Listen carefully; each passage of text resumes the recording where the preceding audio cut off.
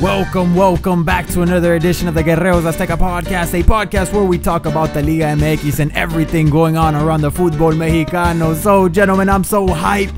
0-0, 0-0, the final score, a draw between Brazil and Mexico, but it's a draw, 1 point for each team that tastes so much sweeter to the Mexican fans and to the Mexican national team. Why? Because when you're going up against Brazil, 5-time World Cup champions, at home in front of their people, although I will say, and it was a very, very nice, pleasant surprise, although I shouldn't be surprised because this always happens, the Mexican fan base came through. There was thousands, not just a couple hundred of Mexican fans in the stadium, thousands. You could hear them inside there watching Brazil versus Mexico, you know, pulling for their team, for El Tri, and that was just very, very satisfying. You know, I had seen on Twitter that Brazil wasn't going to sell too many tickets to the Mexican fan base and this and that, I don't know what. So I was expecting just a couple hundred people, maybe 1,000, but there was a lot more than that. There was tons of them. And you could see the patches of red inside because everything is yellow because everyone's supporting Brazil. They're at home. But then you see the patches of green and red, you know, and there was a bunch of patches, and they were very, very loud. You could hear the Cielito Lindo. You could hear the classic, you know, goalie chant after he hits the ball, you know, after a goal kick. It was a nice surprise, but I shouldn't have been surprised because the Mexican fan base always comes through. It doesn't matter where it is, especially here in the United States. But it doesn't matter where it is; they always come through. They're always there in bunches. So, you know, that was awesome, and that was a nice surprise. But now let's get to the game because Mexico has pulled off something that a lot of people didn't think they could do. And that is just steal, you know, a point or 2 points, I guess you can say, from Brazil. You know, Brazil at home. Brazil obviously had the more chances. Let's just face it. Brazil is the better team. This Brazil, you know, had more of their chances.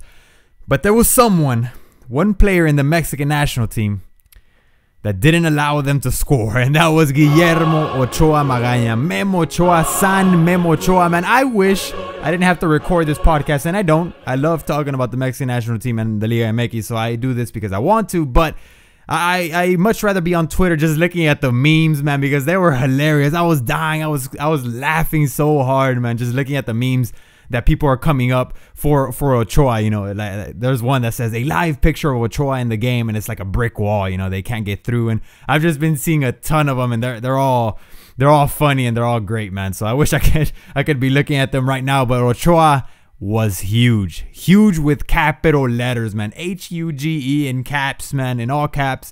Ochoa was very, very big, man. Although one of the last ones that he saved was a Thiago Silva header. Thiago Silva had that goal, man. Thiago Silva, you know, his header went straight to Memo's hands, but Memo, I mean, he was positioned right, you know. You have to be there to save it, and Memo was there. He, you know, 3 saves against Neymar, I think. Neymar, who had a decent game, he had his opportunities, but Memo said, nah, not tonight. This is my night. He is definitely the man of the match. And Memo Ochoa pulled Mexico through. Mexico that played well. Sometimes, you know, obviously Brazil is Brazil, and Brazil pushed them. Brazil, you know, trapped them in their own side of in their own half, and sometimes they were suffocating Mexico. Mexico couldn't get out, especially the first minutes of the game, and then late in the second half, Mexico was trapped because Brazil, you know, they had their players. They're at home. They need, you know, when you thought about Brazil, you thought they were gonna win every single of the games, you know, versus Cameroon. They're going to be Croatia. They're going to be Mexico. They're going to finish the group stage perfect. So Brazil's going to push and push and push for that because they're going to get criticized so bad if they pick up a draw. A draw isn't good enough against teams like Cameroon, like Mexico, like Croatia. But the Brazilian media knows how Mexico complicates Brazil. It's not something new, and it's not something that should surprise people. Although Mexico, I don't think they had ever done it in the World Cup. I think Mexico is making history here. I don't think they had ever stolen points from Brazil in an actual World Cup. They've complicated them in Confederations Cups. They've beat them once in a Confederations Cup final. They beat them in the Olympics. They beat them in friendlies. I went to one of the friendlies in Arlington, Texas, in Cowboy Stadium where Mexico beat them. But here in the World Cup, this was new for Mexico. Although, you know, everyone, or people should know that Mexico usually does complicate Brazil. It's usually not easy for Brazil to beat Mexico, and we saw that, Mexico, and it's not like Mexico parked the bus. Sometimes Mexico was caught in their own half, but that's because Brazil kept pushing and pushing, putting a lot of pressure. But Mexico, came through very, very well. In the second half, Mexico started on fire. I saw, once again, glimpses of some nice little tiki-taka football. There was more of that against Cameroon, but obviously you can't compare Cameroon to Brazil. Brazil has a much, high quality squad, a lot of better players. No offense to Cameroon, obviously, but Brazil is better than, Mexico, than Cameroon and Croatia. But yeah, I saw Mexico playing some nice football, passing it, very, very nice passes, short, crisp passes against Brazil. They were dominating early in the second half against Brazil. They had their chances. And Mexico, took a lot of shots from outside the box. I saw a little, I don't think it was a meme. Someone posted it on Twitter. It's like, someone let Mexico know that they're allowed to shoot from inside the box. They don't need to keep shooting from outside the box. But the shots from long distance were close. It's not like they were just all over the crossbar. They were actually pretty close. One of them in the first half, Julio Cesar actually got his hand on it. It was a shot from Hector Herrera. Also, it was probably the first one from outside the box. Julio Cesar, sent it to the corner, but the refs didn't call a corner, so they missed that one. But Guardado hitting it from outside the box, I was very, very satisfied with Gallito Vázquez. Though the game he played, I'm telling you, man, the dude is a little tank. You guys already know this. A lot of you that follow the Liga MX and you León fans, but Gallito Vázquez also had a nice shot from outside the box, and it came close, man. He had actually two shots from outside the box. Layun tried it. He wasn't very successful, but I was satisfied, man. And I was, they played good. Mexico played very, very good. The defense was solid. Obviously Brazil, once again, they had their chances. That's why Ochoa was huge. But, the defense, for the most part, held up pretty well. I thought Rafa Marquez played one of the best games I've seen him play in a long, long time.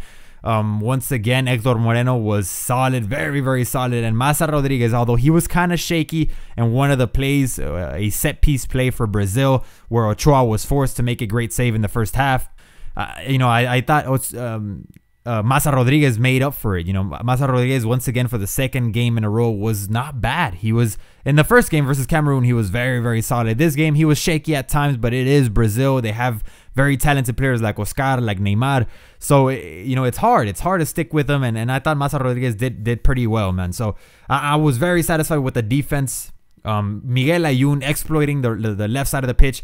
He is faster than Dani Alves. Miguel Layun, I thought Mexico could have exploited that side a little bit more, because Miguel Layun, for a couple of times, took Dani Alves down on the wing, and he was able to get rid of him and sending across. Unfortunately, every time Mexico sent an across, there was only one man there to receive the ball or to try to connect a header, and that's just not enough. There was 4 or 5 Brazilian defenders there against Chicharito. I mean, that's just, he's not going to be able to get his head on it. So Mexico could definitely improve, but like I said, it's Brazil. It's a tough team at home, and Mexico definitely pulled through. Memo Ochoa was huge, and this 4 points, man. 4 points with Mexico. 4 points for Mexico. 4 points for Brazil. I think Mexico has a +1 goal difference, so that's not bad.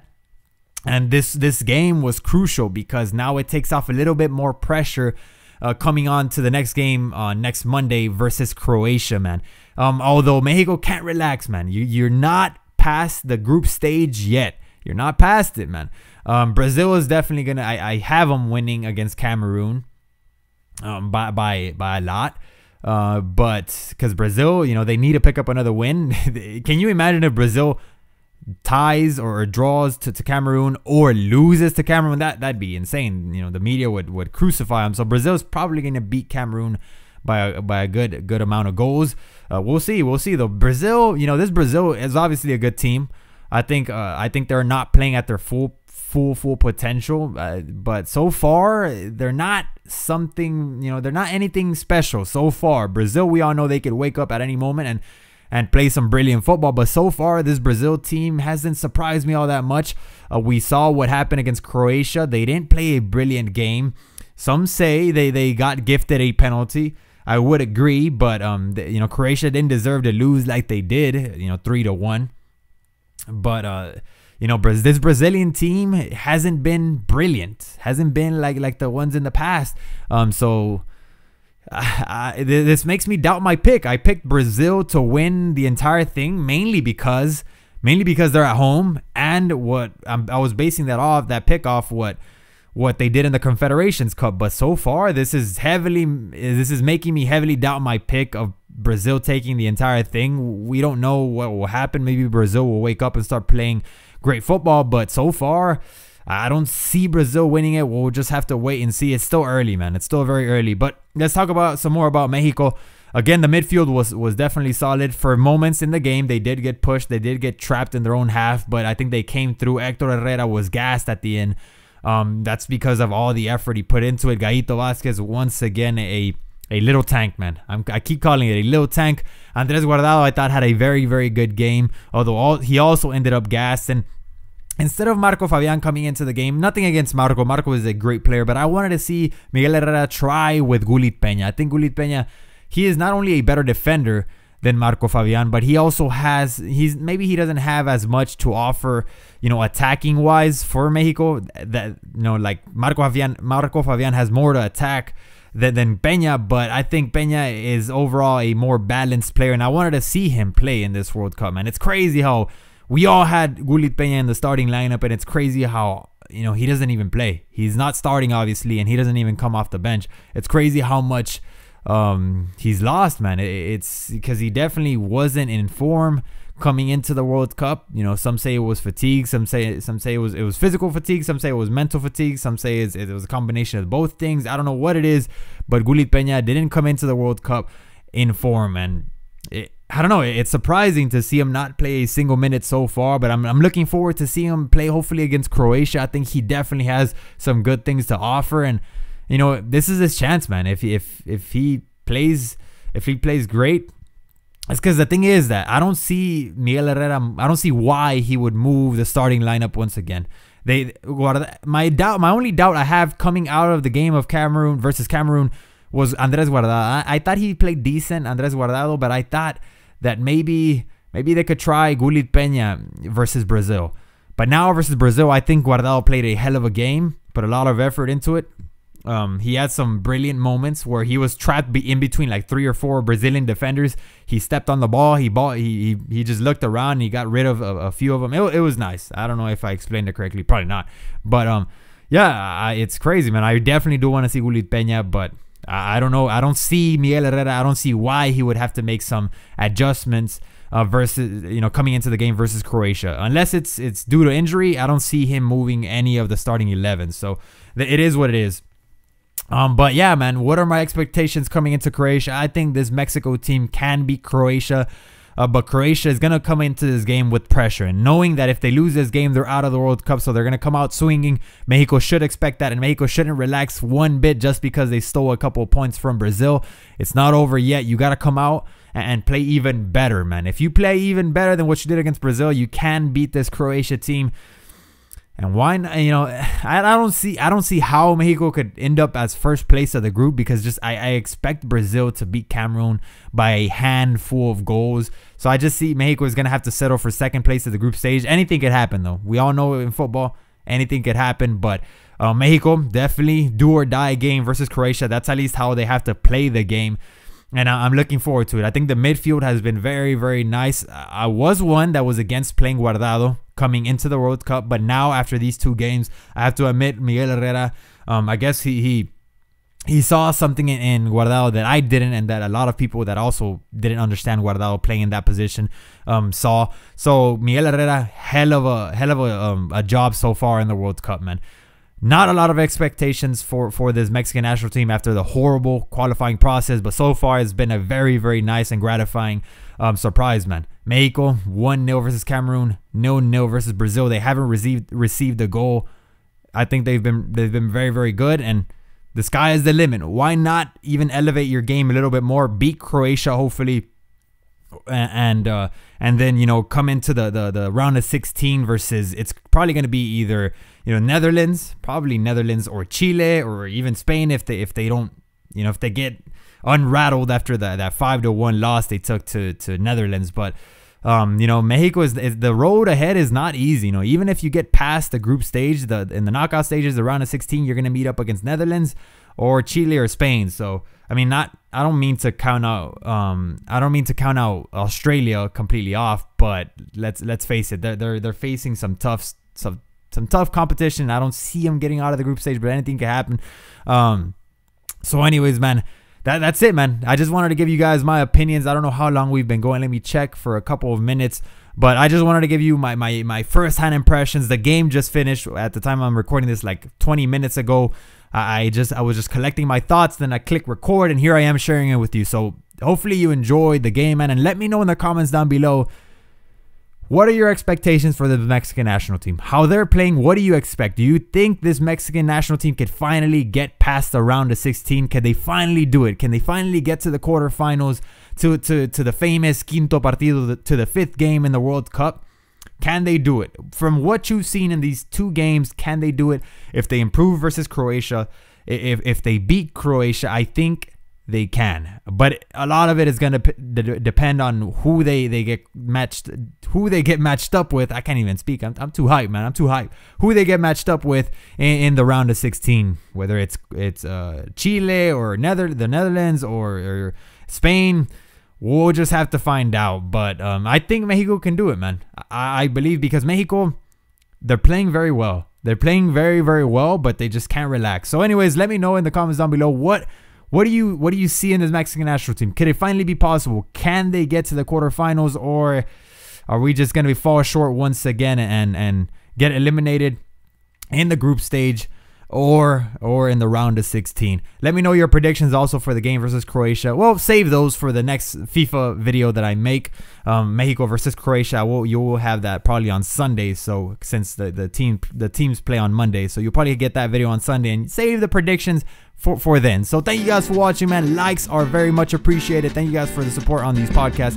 It sounds like you guys are really enjoying them, and I enjoy making them, to be honest with you. Although I'd rather be looking at those memes on Twitter for Guillermo Ochoa. They're just hilarious, man. All right, guys. Thank you guys so much for watching. Likes appreciated, and I'll see you guys on the next one. Peace out, bros. And as always, que viva el fútbol. Vamos, México. San Memo Ochoa.